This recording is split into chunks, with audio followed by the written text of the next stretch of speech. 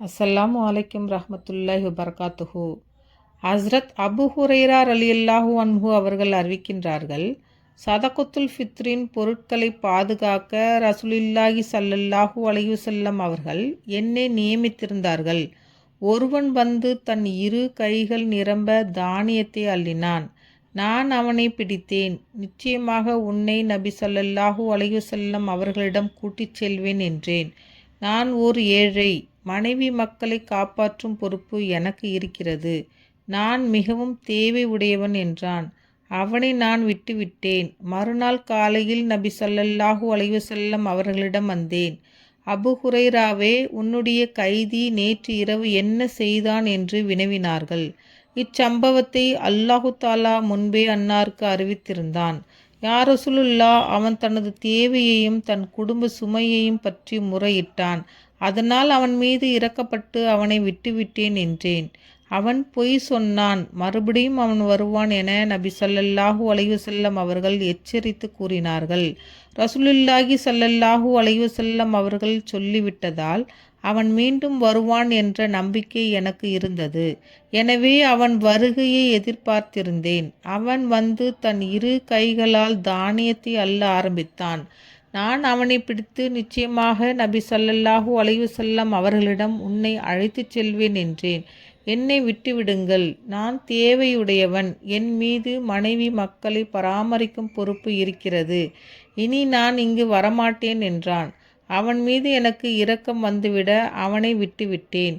காலையில் நபி ஸல்லல்லாஹு அலைஹி வஸல்லம் அவர்கள், அபு ஹுரைராவே, நேற்றிரவு உமது கைதி என்ன செய்தான் என்று மீண்டும் கேட்க, யா ரசூலுல்லாஹ், அவன் தன் அதிகமான தேவையையும் தன் குடும்பத்தின் வறுமையையும் பற்றி முறையிட்டான்.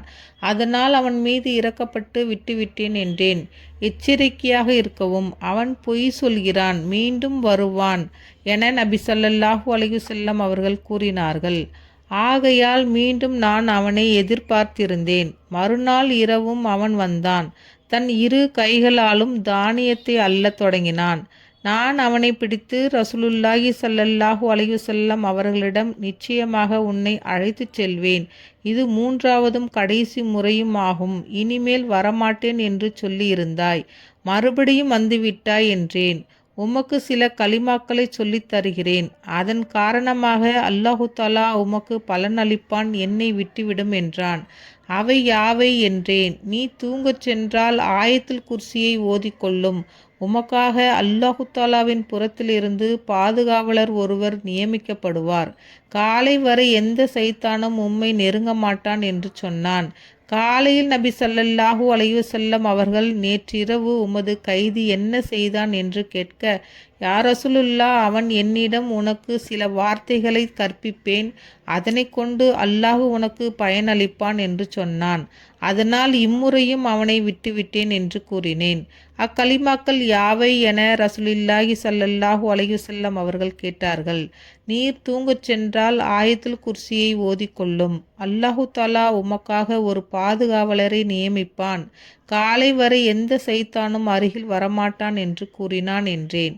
ஹதீஸின் அறிவிப்பாளர் கூறுகின்றார், சஹாபா பெருமக்கள் நற்காரியங்களில் அதிக பேராசை கொண்டவர்களாக இருந்தனர்.